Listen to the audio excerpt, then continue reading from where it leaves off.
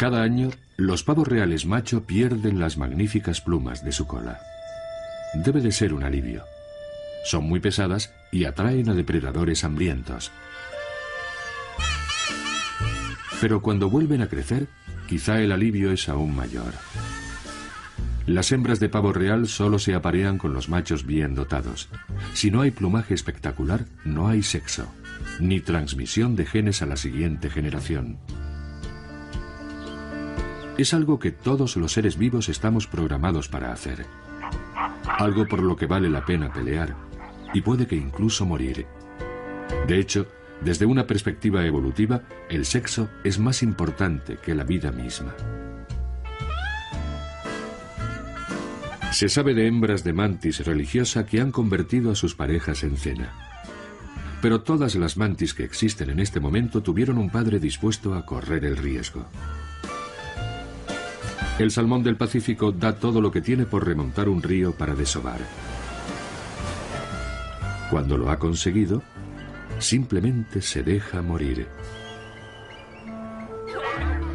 Y aunque nosotros no daríamos la vida a cambio de sexo, la mayoría la arriesgaríamos por proteger a nuestros hijos, los portadores de nuestros genes. La evolución es una historia escrita a lo largo de incontables generaciones. Heredar y transmitir los genes es formar parte de esa historia. Esa es nuestra inmortalidad. Es lo que nos conecta con los humanos del futuro, lo que nos conecta con todos nuestros antepasados, con nuestros antepasados peces, con nuestros antepasados protozoos y con nuestros antepasados bacterias. Es el hilo que conecta a todos los seres vivos del planeta. Sexo y genes. Modelan los comportamientos e impulsan la evolución.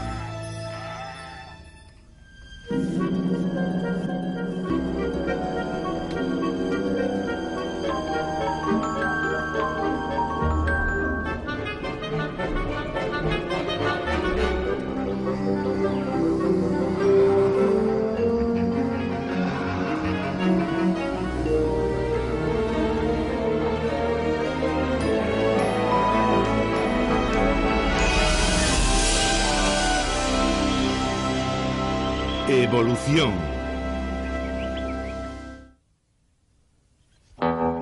¿Por qué el sexo?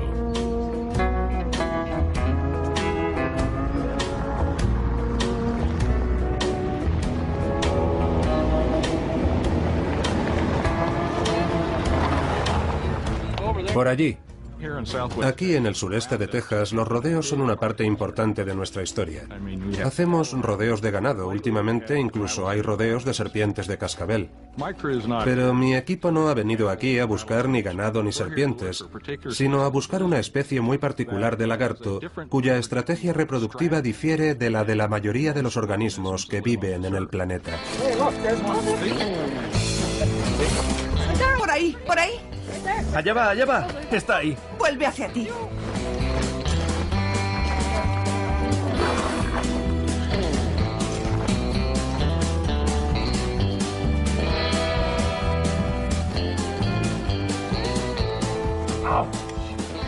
Jerry Johnson y sus alumnos están estudiando una especie formada solo por hembras que tienen crías sin haberse apareado.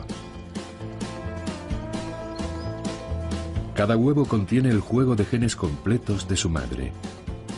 Se desarrolla y crece sin ninguna contribución de un macho. Así pues, cada cría es una copia exacta, un clon de su madre. Hay quien piensa que deben tener algún tipo de comportamiento lesbiano en el que una hembra monta a otra para que se desarrollen los huevos. Eso todavía no se ha probado, pero es una hipótesis interesante.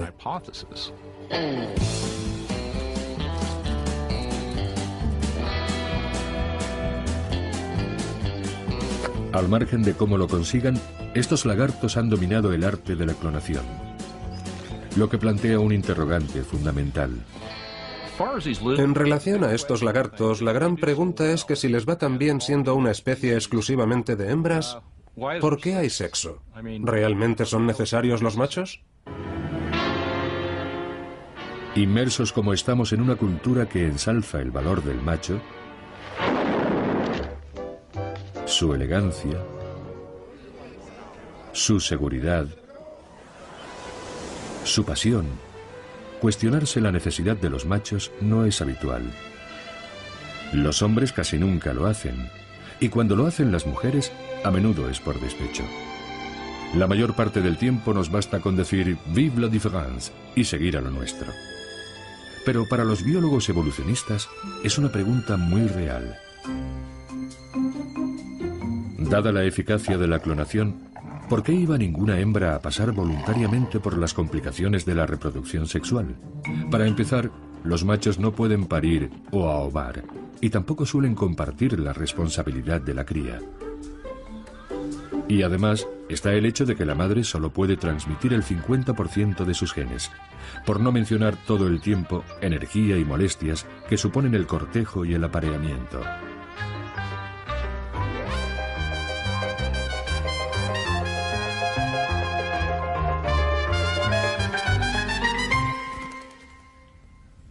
Eso es, toma. Y sin embargo, prácticamente todas las nuevas vidas que aparecen en el planeta son el resultado de la reproducción sexual y no de la clonación asexual. Te lo tienes que tomar. Te harás grande y fuerte. De modo que los machos tienen que desempeñar un papel fundamental y el sexo debe tener alguna ventaja.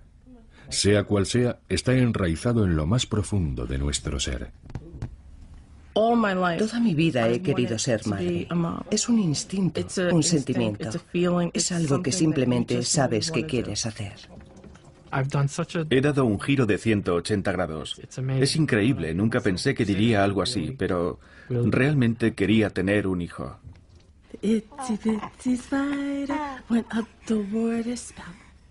Durante 7 años, y pasando por múltiples operaciones y tantas pruebas y procedimientos que los dos han perdido la cuenta, Sharon y Joseph persiguieron su sueño de ser padres. Realmente Sharon deseaba tener hijos, y no queríamos renunciar sin explorar todas las posibilidades y todas las formas de intentarlo. Y hay muchas formas diferentes. Yo no tenía ni idea de lo que puede hacer la ciencia hoy en día. La verdad es que he aprendido mucho con todo esto. Naya es lo mejor que me ha pasado en mi vida. Ahora no puedo ni imaginarme la vida sin Naya. Creo que tienes hambre. El imperativo biológico, como todos sabemos, es transmitir los genes. La mayoría de las especies de la Tierra utilizan la reproducción sexual. ¿Por qué ocurre esto? Tiene que haber una razón biológica y evolutiva fundamental para la reproducción sexual. Este ha sido uno de los grandes interrogantes de la biología durante mucho tiempo.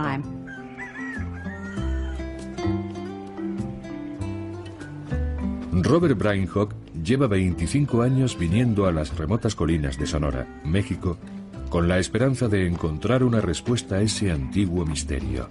¿Por qué el sexo? En este reseco y severo paisaje, busca esa respuesta en la vida de los peces. Para estudiar el proceso sexual que parece ser normal y predominante en la mayoría de los seres, estudio las enfermedades del sexo, sus patologías. En este caso, unos pececillos que han abandonado el proceso sexual. Es un experimento natural porque en el mismo lugar, en las mismas charcas, tenemos a reproductores sexuales, tenemos a reproductores asexuales compitiendo en un entorno muy pequeño y muy simple. Podría intentar estudiar esto en un entorno masivo, como una sabana africana, pero con mis medios solo puedo controlar unas cuantas charcas como estas. Y por eso llevo 30 años viniendo a esta zona de México a estudiar lo que está pasando aquí.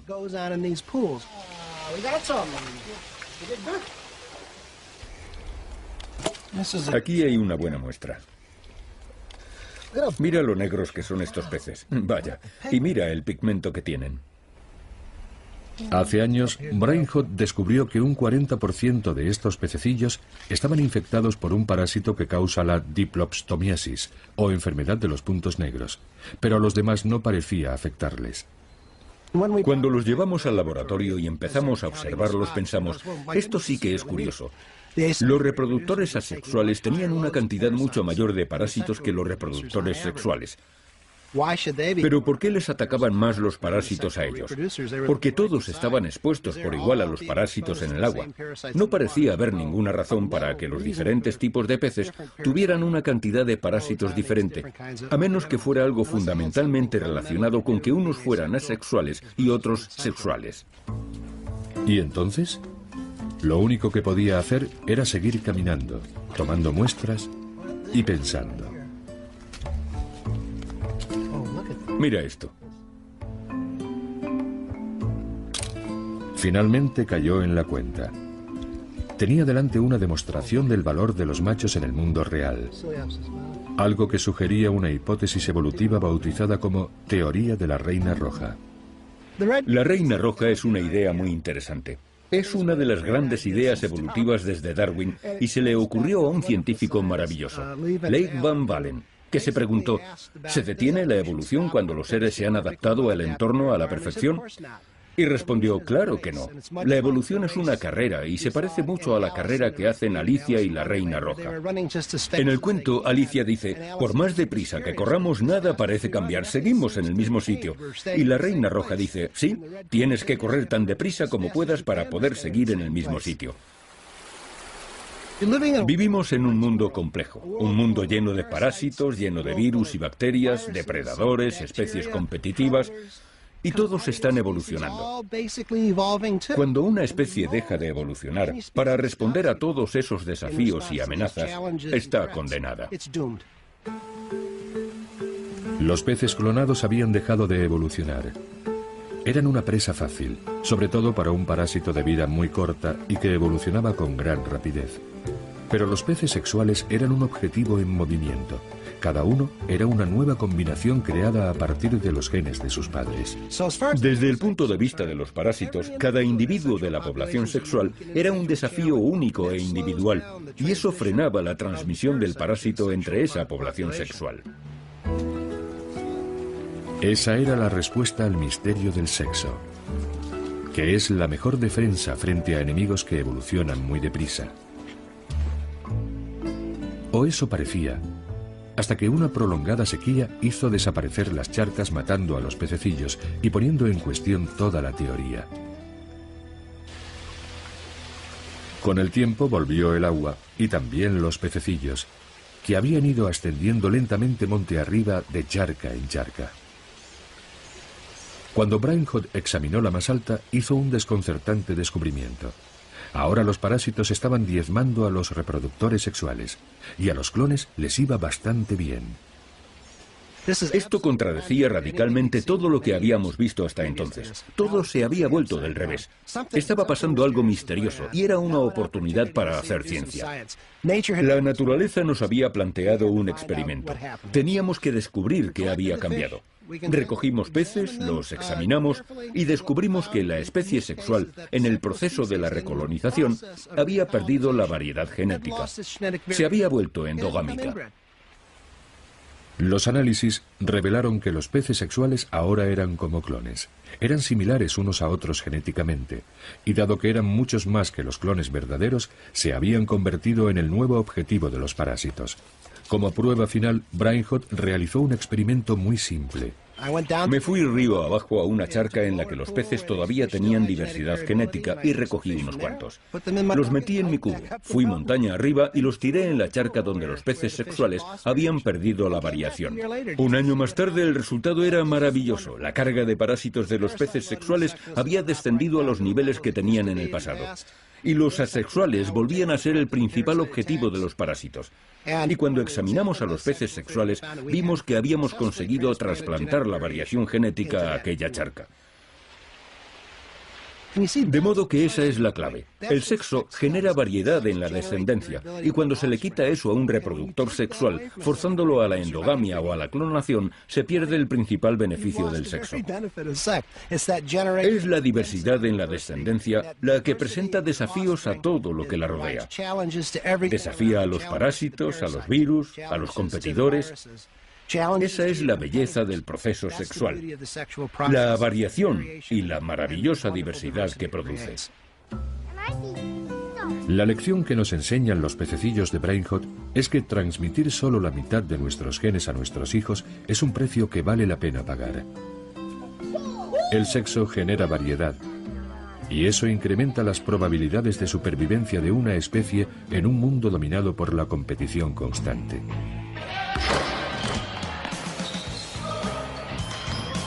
A pesar de sus inconvenientes, vale la pena que haya machos. Por decirlo de alguna forma, son el seguro de la hembra contra la pérdida de su prole, víctima de amenazas que evolucionan rápidamente, como el sarampión o la gripe. Si bien la razón de que exista el sexo ya no resulta tan misteriosa, sus orígenes siguen siendo objeto de especulación.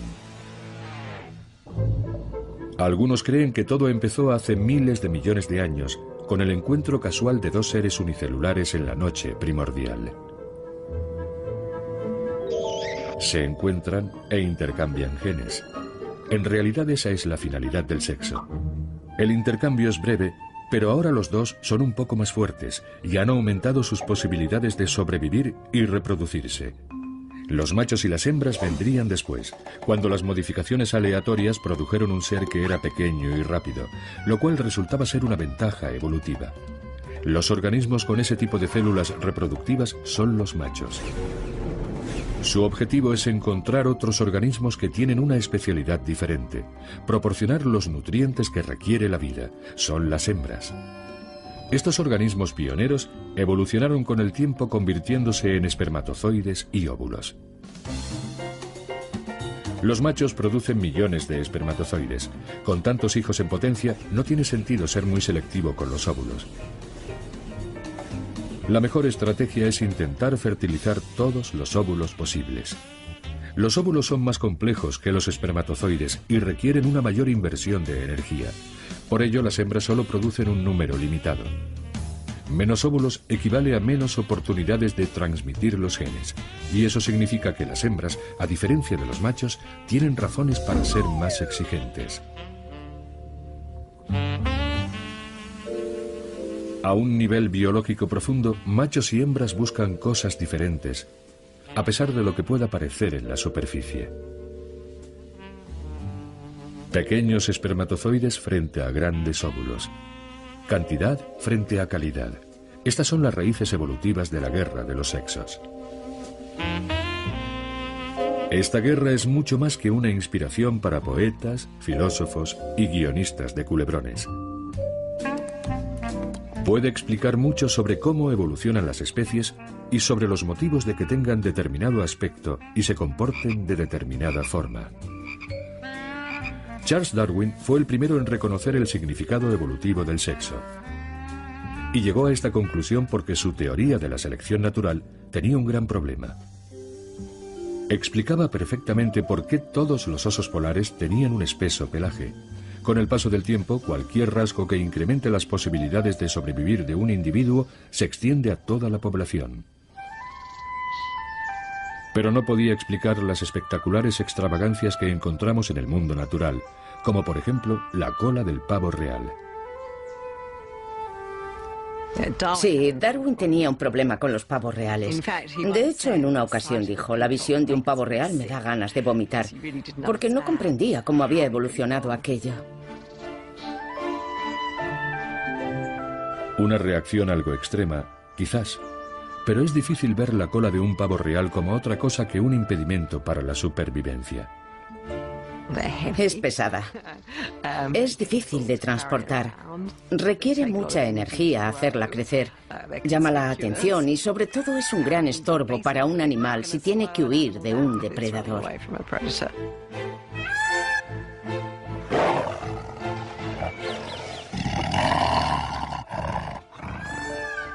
Y no era solo la cola del pavo real lo que no podía explicar la teoría de la selección natural de Darwin.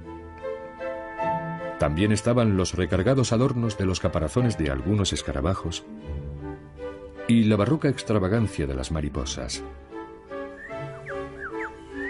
Incluso los armoniosos cantos de los pájaros.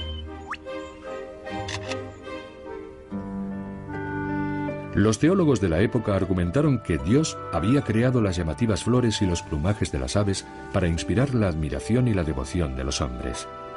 Darwin estaba convencido de que tenía que haber una explicación evolutiva, igual que tenía que haber una explicación evolutiva al hecho de que muchos de los ornamentos naturales solo se veían en los machos. Si la selección natural opera igual en todos los organismos, ¿cómo es que en la naturaleza se observan diferencias entre los machos y las hembras? Y son diferencias notables. Cosas como cornamentas o cuerpos mucho más grandes en los machos, cosas que están conectadas con lo masculino y lo femenino. Esto no tiene sentido si aceptamos la evolución por selección natural. Debería actuar igual en todos los individuos. Tuvo que reflexionar sobre ello varias décadas, pero al final llegó a la idea de la selección sexual, que es en realidad la idea más ingeniosa de Darwin, en mi opinión. Todos esos ornamentos no son para nuestro disfrute, son para anunciar la calidad de los genes de un individuo, su idoneidad como pareja para un miembro del sexo opuesto. Para una especie que se reproduce sexualmente, la supervivencia no sirve de nada si no encuentras una compañera. Si no convences a alguien de que eres lo bastante bueno como para que se aparee contigo, tus genes morirán contigo, no dejarás descendientes.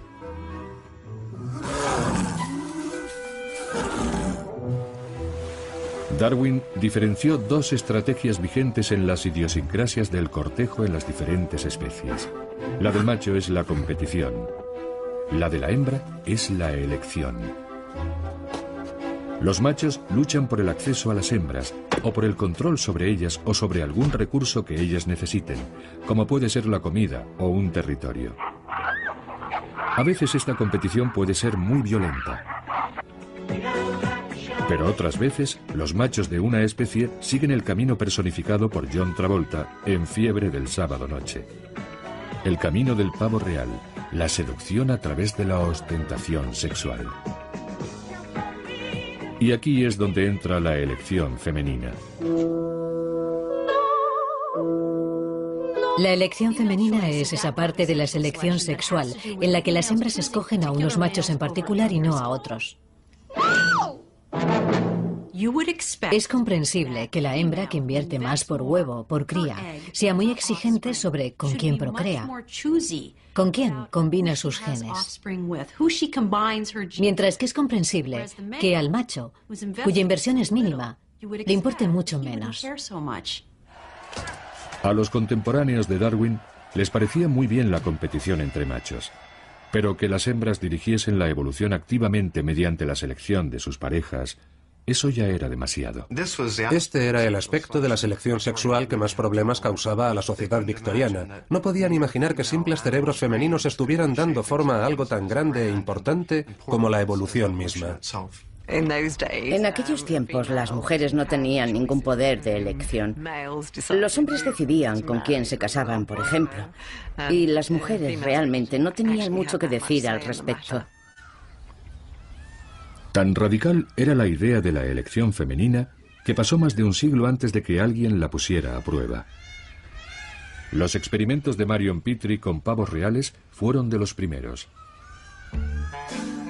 De acuerdo con la teoría de la selección sexual, a los pavos reales les crece la cola porque las hembras le prestan atención, y las hembras le prestan atención porque solo un macho sano y fuerte puede permitírsela. Sí, tiene una cola preciosa. Para probarlo, Petrie midió la longitud de las colas de una población cautiva de pavos reales. Tiene 145. A continuación, registró meticulosamente a qué machos elegían las hembras a lo largo de toda una temporada de apareamiento. Los datos no dejaban margen de duda. Para las hembras de pavo real, el tamaño importa. A continuación, Petrie probó a reducir el número de ojos de algunas colas, por lo demás bastante voluminosas. El resultado fue una temporada de apareamiento bastante solitaria para los machos que habían sufrido los recortes. Por último, Petrie estuvo haciendo de casamentera. Emparejamos a unas hembras con machos de grandes colas y a otras con machos de colas pequeñas.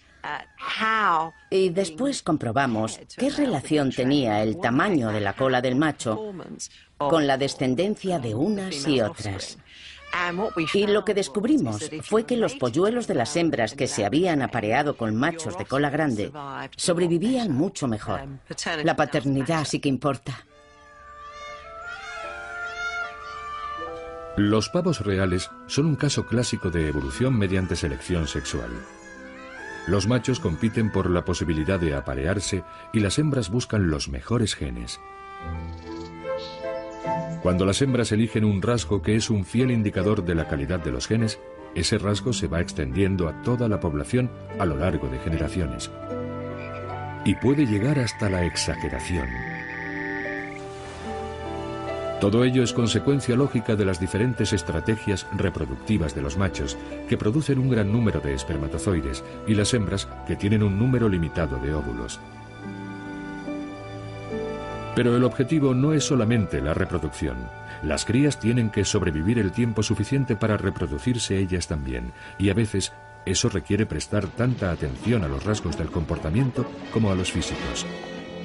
Lizzie, it's lonely as dying out there. Will you come with me?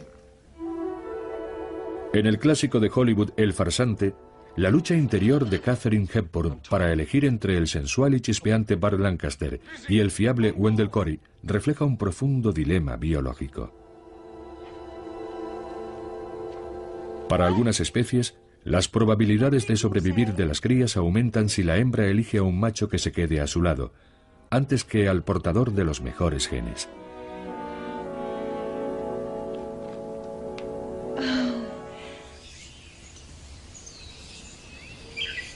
En muchas de las especies que estudia Stephen Emlen, la evolución ha favorecido a los machos y hembras que comparten la responsabilidad de la cría. Entre los pájaros cantores, si un macho es un mal padre y abandona a su descendencia, los polluelos morirán, y entonces sus genes no pasarán a la siguiente generación, porque la hembra sola no puede hacerlo. Necesita ayuda.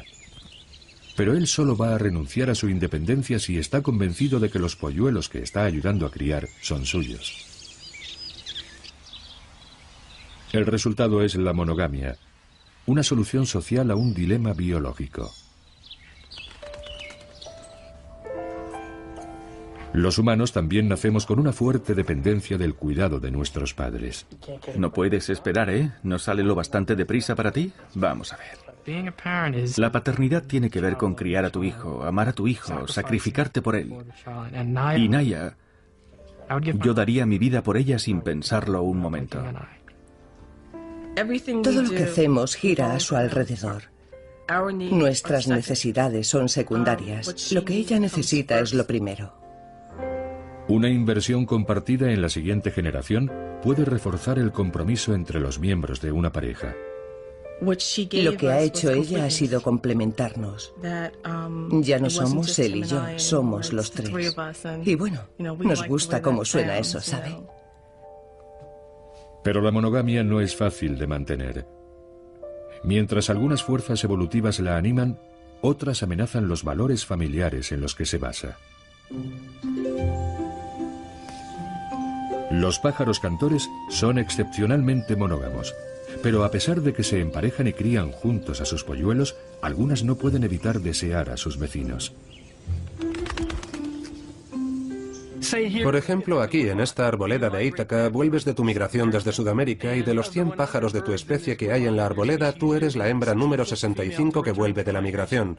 Y te encuentras con que la mayoría de los machos ya están reservados. Eliges al mejor macho disponible, pero terminas emparejada con un macho de baja calidad en comparación con los de tus vecinas. Estás en una situación en la que tienes un compañero social que te va a ayudar proporcionando comida y atención a tus polluelos. Pero los vecinos tienen una mayor calidad genética, son más experimentados o están más sanos. De modo que si consigues que te fecunden, tus polluelos serán más sanos y por tanto portarán unos genes mejores y tendrán a su vez unos hijos más sanos. Pero para una hembra de pájaro cantor, la infidelidad es una estrategia arriesgada. Si su macho lo descubre, la dejará. Y si está sola cuando nazcan los polluelos, será incapaz de mantenerlos. Sin embargo, un número sorprendente de hembras decide correr el riesgo. Las pruebas de ADN han revelado que hasta un 40% de los polluelos no han sido engendrados por el macho que ayuda a mantenerlos. La infidelidad, al menos para algunas hembras de pájaros cantores, da a sus polluelos mejores genes y por tanto más oportunidades de sobrevivir hasta que puedan reproducirse. Para las jacanas comunes de Panamá, la supervivencia de los polluelos es tan incierta que ha dado lugar a una asombrosa inversión de papeles entre géneros. Las jacanas pierden a muchos polluelos por culpa de los cocodrilos. Puede que se hubieran extinguido hace mucho si no hubieran dado con la forma de producir más crías. Su solución: la hembra pone los huevos, pero es el macho quien los empolla y cría a los polluelos. Si es la hembra la que se libera de la responsabilidad de la cría, puede producir más huevos más rápidamente, y tanto ella como el macho se benefician. Según las jacanas hembra fueron dejando de criar a sus polluelos, su estrategia reproductiva empezó a cambiar. Ahora son las hembras las que dan prioridad a la cantidad sobre la calidad. Ahora son las hembras las que pelean por los machos. Con el tiempo, han ido asumiendo características tradicionalmente masculinas. Son las hembras las que son más grandes, son mucho más agresivas. Compiten por el acceso a los machos, y una hembra altamente dominante es la que es capaz de acumular y defender, por así decirlo, un harén de 4 o incluso 5 machos. Cuando una hembra conquista un territorio de otra, es habitual que rompa los huevos y mate a los polluelos de la rival vencida. Y esto tiene sentido, aunque resulte cruel. El macho pasa a estar disponible para cuidar de sus huevos, y eso es de hecho lo que ocurre. En pocas horas la hembra está abordando sexualmente al macho. Él la monta y en pocos días, una semana como máximo, está cuidando de varios huevos que ha puesto ella. De modo que aquí tenemos una nueva revelación sobre los géneros. Los papeles del macho y la hembra no están grabados en piedra. Eso lo determina en gran medida cuál es el género que compite por las parejas y cuál es el que invierte en las crías. Resolver el problema de cómo transmitir los genes puede llegar a provocar la aparición de una nueva especie. En el árbol de la vida, a menudo las diferentes ramas están ocupadas por especies muy diferentes entre sí. Pero a veces, lo que diferencia a dos especies es más social que físico, como ocurre con nuestros parientes más cercanos, los chimpancés y los bonobos.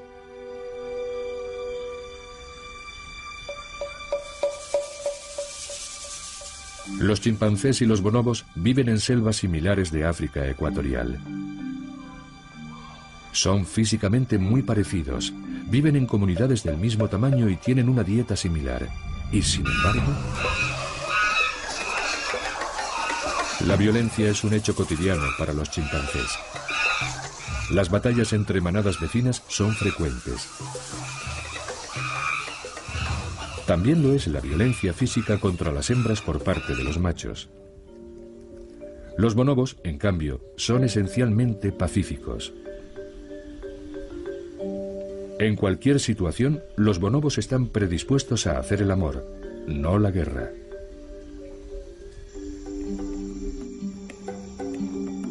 Pero, ¿por qué son tan diferentes las dos especies más cercanas a la humanidad? Desde hace 20 años, Richard Wrangham busca la respuesta a esa pregunta entre los chimpancés de la selva de Kibale, en Uganda. La sociedad de los chimpancés es tremendamente patriarcal y brutal en muchos sentidos para las hembras. Por ejemplo, para los machos jóvenes, la violencia como hecho cotidiano es casi un rito de paso. Para llegar a ser un chimpancé macho adulto, tienes que ser capaz de dominar a todas las hembras. Y eso es muy duro para las hembras, que reciben terribles palizas de forma habitual.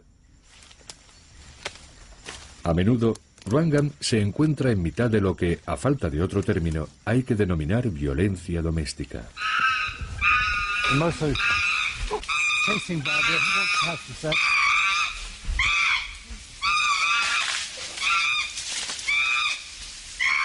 Bárbara es una hembra joven y está muy nerviosa porque el macho dominante se ha acercado a ella buscando sexo. Solo suele aparearse con los jóvenes. Ahí está el macho alfa y mozo. No está acostumbrado a que le rechacen. Y ahora va detrás de Tongo. Y con la erección que tiene, está empeñado en aparearse con Tongo, que ha conseguido escapar. Los chimpancés hembra no son los únicos que corren peligro. Los primatólogos creen que el infanticidio es un factor determinante en la evolución de la sexualidad de los chimpancés. Como respuesta ante este peligro, las hembras intentan copular con todos los machos de la manada. La lógica macabra del infanticidio se rompe si todos los machos piensan que la cría puede ser suya. Las hembras intentan aparearse con muchos machos diferentes, por lo que la evolución ha favorecido que los machos tengan esos testículos tremendos y esos grandes túbulos seminíferos para almacenar el semen y producir un número enorme de espermatozoides, alrededor de 5 veces más que los humanos. Y es un semen de gran calidad comparado con el semen humano. La cita clásica es la del veterinario que ve una muestra de semen humano y dice: si esto fuera de un toro le pegaría un tiro. Pero los chimpancés tienen un semen de gran calidad y pueden copular 5 o más veces al día, aunque el intercambio no dura más de 7 segundos. No es sexo por placer según el estándar humano.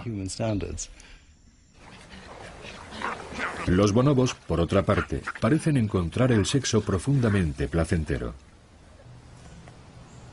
Desde hace una década, Amy Paris ha estado observando el comportamiento de los bonobos en el Parque de Animales Salvajes de San Diego. Y los ha visto hacerlo de todas las formas imaginables.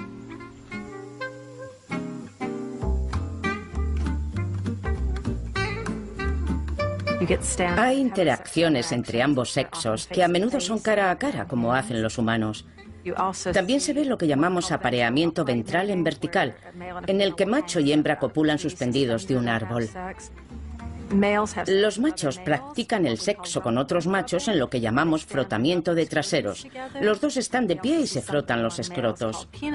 También los machos practican lo que llamamos esgrima de penes, que consiste en que los machos se cuelgan de una rama con los brazos y se frotan los penes erectos. Y hay un comportamiento muy interesante en el que dos hembras se frotan los genitales hinchados de lado a lado y rápidamente. ¿Pero qué ha permitido a los bonobos hembra establecer una relación tan pacífica con los machos? Paris cree que la respuesta es la solidaridad femenina. Fortaleciendo los lazos que las unen y reduciendo la tensión, las hembras son capaces de formar alianzas que les permiten dominar a los machos. Y esto modifica el equilibrio de poder y la dinámica social del grupo, haciendo que sea radicalmente diferente de la de los chimpancés. ¿Y por qué han desarrollado esta estrategia los bonobos hembra y en cambio los chimpancés hembra no? Parece que un cambio relativamente simple en la ecología alimentaria es el responsable de esta espectacular diferencia en el comportamiento sexual. Los bonobos viven en un entorno en el que hay hierba mucho más habitualmente en el suelo.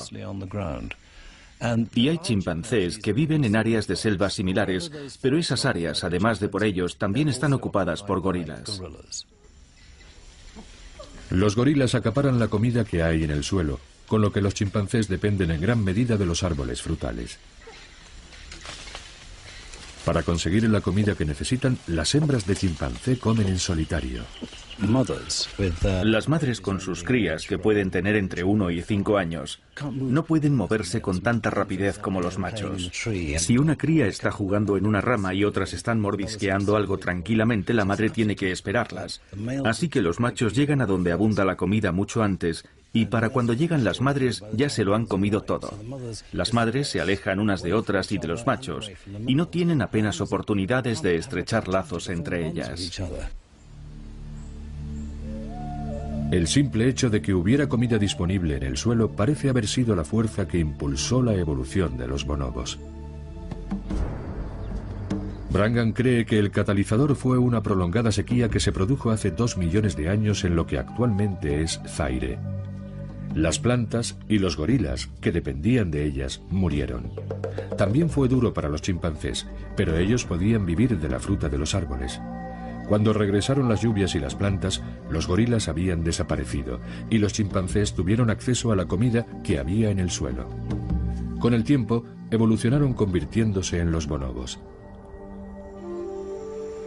Se ha sugerido que la misma sequía pudo obligar a nuestros antepasados a abandonar las selvas de África Oriental y bajar a las llanuras. Y una vez que se produjo la sequía en una zona de sabana, las condiciones debieron de volverse muy duras. Era imposible que los humanos primitivos viajaran en grupos como hacen los bonobos, y por tanto que las hembras formaran alianzas y dominaran a los machos como ocurre con los bonobos. Pero si el clima y la alimentación hubieran sido ligeramente distintos, podríamos haber evolucionado hasta ser una especie totalmente diferente, más pacífica, menos violenta, más sexual. Actualmente esta teoría es poco más que una interesante hipótesis. Sin embargo, la idea en la que se basa concuerda con una creciente pero controvertida rama del pensamiento científico, que afirma que en gran medida el comportamiento humano actual está enraizado en nuestro pasado lejano. Hay un nuevo grupo de científicos llamados psicólogos evolutivos que se interesan por la influencia que ha podido tener la historia evolutiva humana en nuestra forma de pensar actual. Estamos hablando de 4 millones de años de historia evolutiva, la mayor parte de los cuales pasamos vagando por las llanuras y selvas de África. ¿Cómo afecta eso a la forma en que operamos hoy en día? Han estado investigando cosas como la elección de pareja, los diferentes estándares de belleza, el intercambio social. Y están muy lejos de poder probar algunas de sus ideas. Pero son las cuestiones más interesantes y provocativas que están sobre la mesa ahora mismo. Los psicólogos evolutivos empezaron señalando que al margen de la cultura en la que hubiéramos crecido, todos tendemos a responder de la misma forma a una sorprendente variedad de cosas. A la mayoría de nosotros, las arañas nos resultan desagradables, algunos tipos de cuerpo atractivos y determinados olores nos repugnan. Todos estos rasgos, dicen, son huellas de nuestro pasado evolutivo. ¿Los huevos podridos huelen mal? Solo es una molécula, es gas de ácido sulfídrico, no tiene olor. Nuestro cerebro ha generado una sensación negativa para algo que es perjudicial para nuestra supervivencia genética, porque indica contaminación biológica. Para un escarabajo pelotero, el olor a huevos podridos es maravilloso, porque el olor no reside en la molécula, sino que reside en el cerebro evolucionado.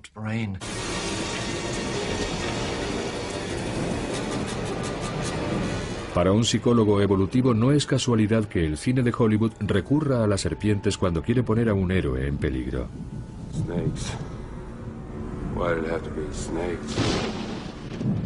Las serpientes venenosas no suelen aparecer en nuestra vida real.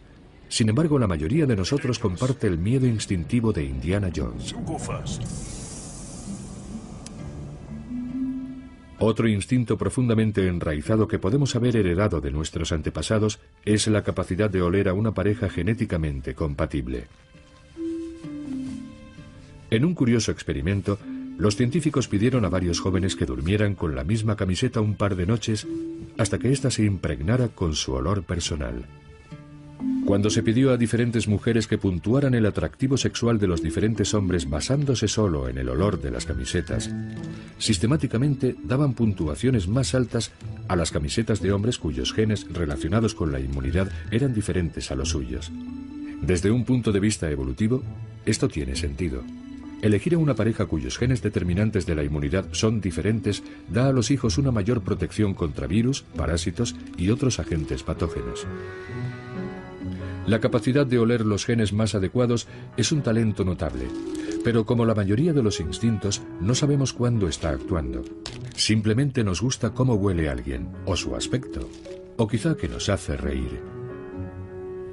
La gente no tiene relaciones sexuales porque quiera perpetuar sus genes.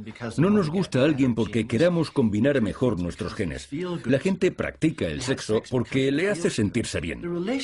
No relacionamos esas sensaciones agradables con la supervivencia de los genes.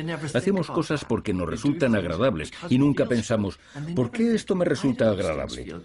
¿Por qué hemos desarrollado un cerebro que hace que ciertas cosas nos desagraden y otras nos hagan sentirnos bien? Eso es lo que estamos investigando.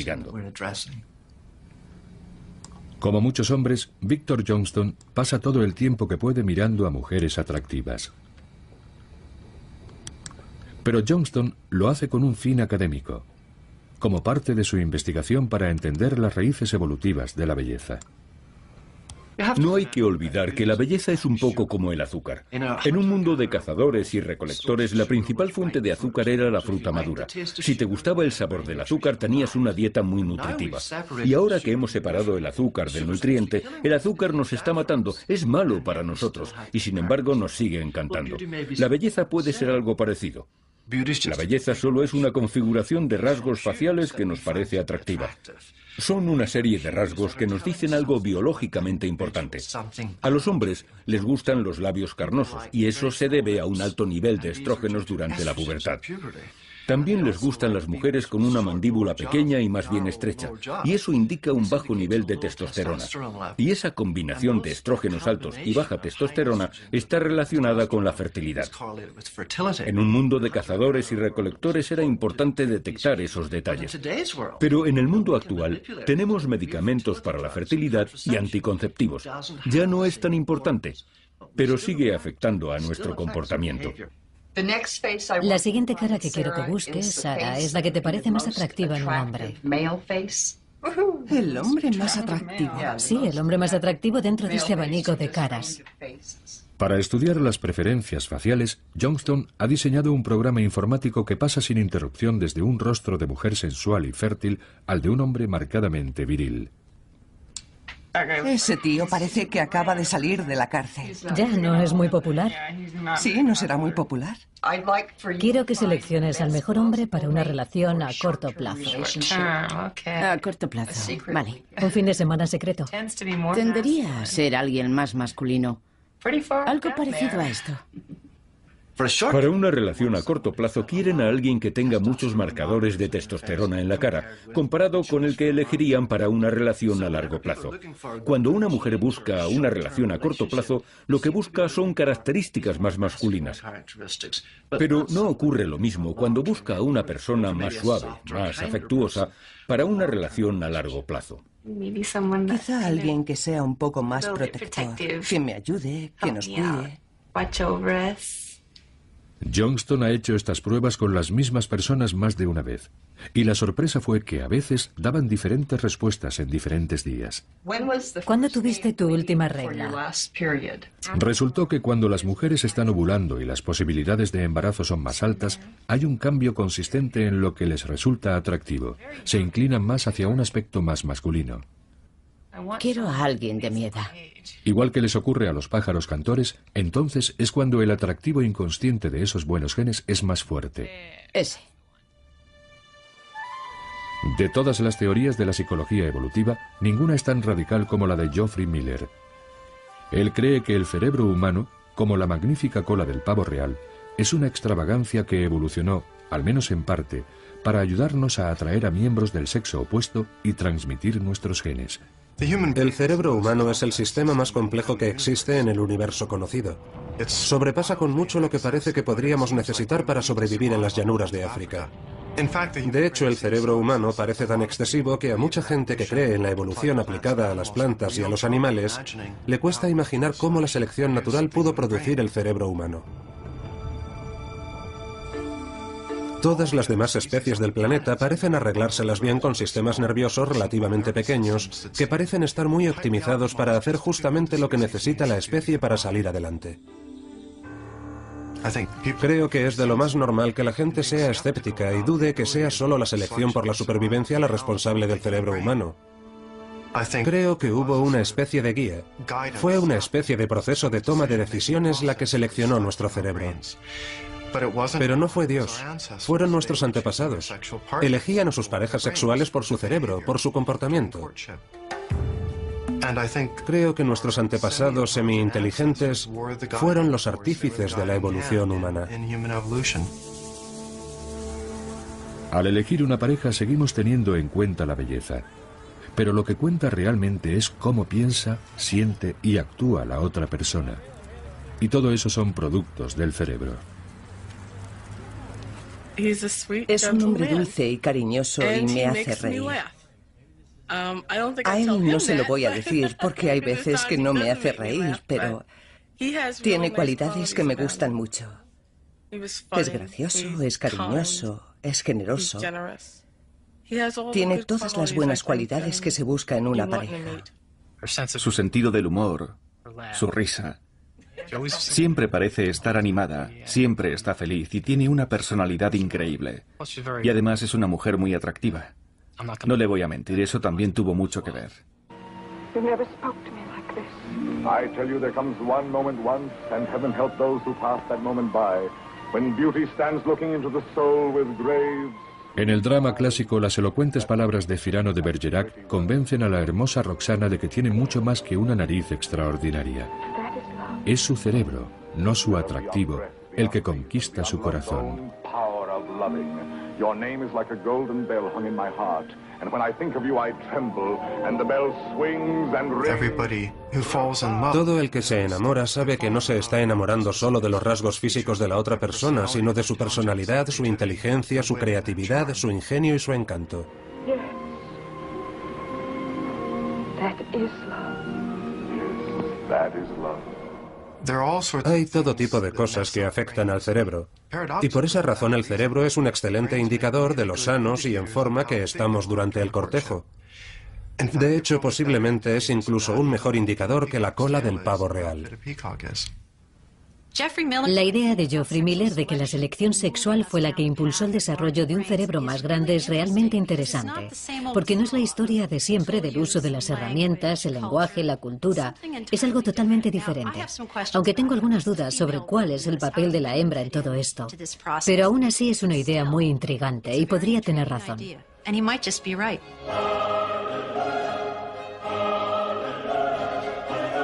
Y Miller no ha hecho más que empezar cuando afirma que el tamaño de nuestro cerebro se puede atribuir a las elecciones sexuales de nuestros antepasados.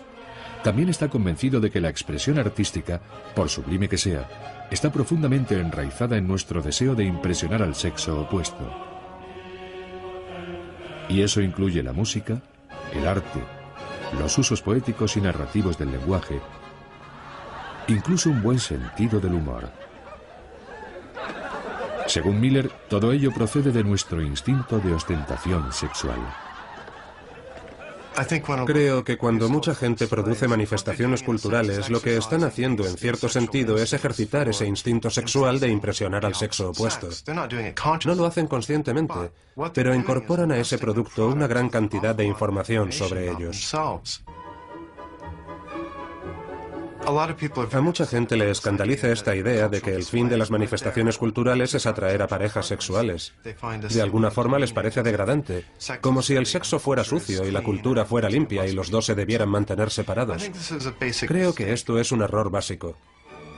Creo que la capacidad de creación artística existe porque nuestros antepasados la valoraban cuando hacían sus elecciones sexuales. Miller sabe que sus ideas sobre el arte, la cultura y el cerebro humano son controvertidas. También está convencido de que según avancen las técnicas experimentales, será posible determinar si tiene razón o se equivoca. El sexo está en el centro de la evolución. El proceso de combinar y transmitir genes produce variaciones que ayudan a las especies a hacer frente al desafío de la vida en un mundo competitivo. Las variaciones seleccionadas sexualmente son las que ayudan a los individuos a elegir a sus parejas y a criar a su descendencia. Así fue como, para los humanos, el sexo se convirtió en algo placentero y la paternidad en algo gratificante. Aquellos de nuestros antepasados que disfrutaban del sexo y se sentían gratificados por la paternidad tenían más hijos que sobrevivían que aquellos que no experimentaban esas sensaciones. Y eso siguió ocurriendo generación tras generación. Esos rasgos son ahora prácticamente universales. Incluso si elegimos no tener hijos, seguimos disfrutando del sexo. E incluso cuando adoptamos a un hijo que no lleva nuestros genes, podemos sentir la satisfacción de la paternidad. El especialista en fertilidad nos dijo que probáramos una opción diferente. Y eso fue lo que hicimos. Es mi hija. El hecho de que Sharon no la haya dado a luz o de que no la haya engendrado, esa es la parte física. Y la paternidad es mucho más que lo físico. Lo físico es lo más fácil.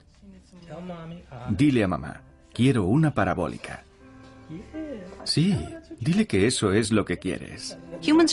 Los humanos somos la única especie en la que los adultos siguen queriendo a hijos con los que no están emparentados biológicamente.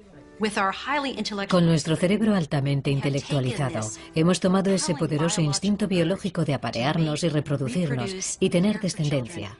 Y lo hemos trasladado a hijos con los que no tenemos genes en común. Le digo a Sharon en broma que Naya es la nueva mujer de mi vida y no puedo imaginármelo de otro modo. Los humanos somos únicos. Somos producto de la evolución, pero hemos dado los primeros pasos indecisos hacia el control de nuestro destino evolutivo. Estamos entrando en un nuevo mundo. Solo el tiempo podrá decirnos si vamos a tener tanto éxito en el diseño de nuestro futuro como hemos tenido en nuestra evolución.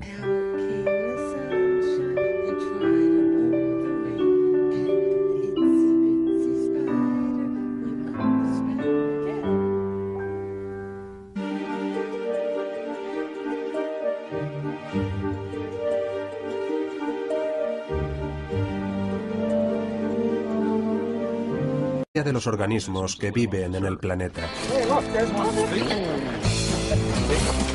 Por ahí, por ahí. Allá va, está ahí. Vuelve hacia ti.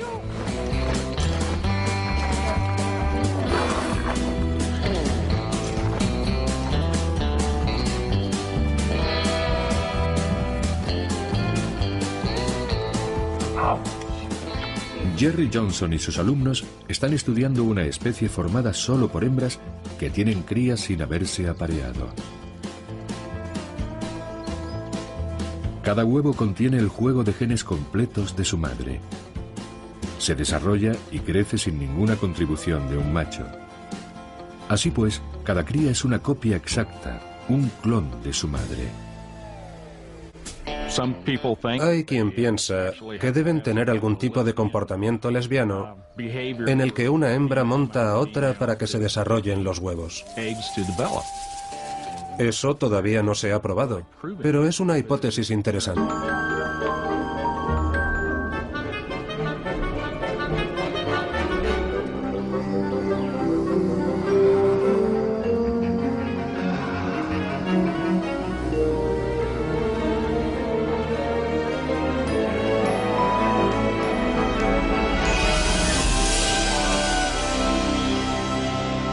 Evolución.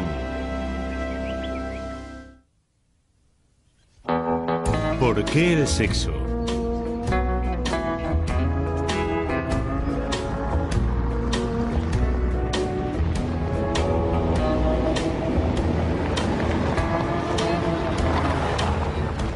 Por allí. Aquí en el sureste de Texas, los rodeos son una parte importante de nuestra historia. Hacemos rodeos de ganado. Últimamente incluso hay rodeos de serpientes de cascabel. Pero mi equipo no ha venido aquí a buscar ni ganado ni serpientes, sino a buscar una especie muy particular de lagarto, cuya estrategia reproductiva difiere de la mayoría. Por remontar un río para desovar. Cuando lo ha conseguido, simplemente se deja morir. Y aunque nosotros no daríamos la vida a cambio de sexo, la mayoría la arriesgaríamos por proteger a nuestros hijos, los portadores de nuestros genes. La evolución es una historia escrita a lo largo de incontables generaciones. Heredar y transmitir los genes es formar parte de esa historia. Esa es nuestra inmortalidad. Es lo que nos conecta con los humanos del futuro, lo que nos conecta con todos nuestros antepasados, con nuestros antepasados peces, con nuestros antepasados protozoos y con nuestros antepasados bacterias. Es el hilo que conecta a todos los seres vivos del planeta. Sexo y genes. Modelan los comportamientos e impulsan la evolución.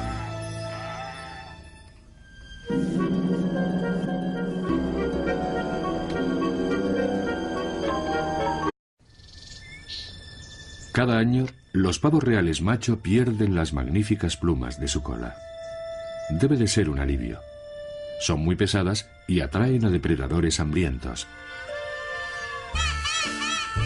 Pero cuando vuelven a crecer, quizá el alivio es aún mayor. Las hembras de pavo real solo se aparean con los machos bien dotados. Si no hay plumaje espectacular, no hay sexo, ni transmisión de genes a la siguiente generación. Es algo que todos los seres vivos estamos programados para hacer. Algo por lo que vale la pena pelear, y puede que incluso morir. De hecho, desde una perspectiva evolutiva, el sexo es más importante que la vida misma. Se sabe de hembras de mantis religiosa que han convertido a sus parejas en cena. Pero todas las mantis que existen en este momento tuvieron un padre dispuesto a correr el riesgo. El salmón del Pacífico da todo lo que tiene por...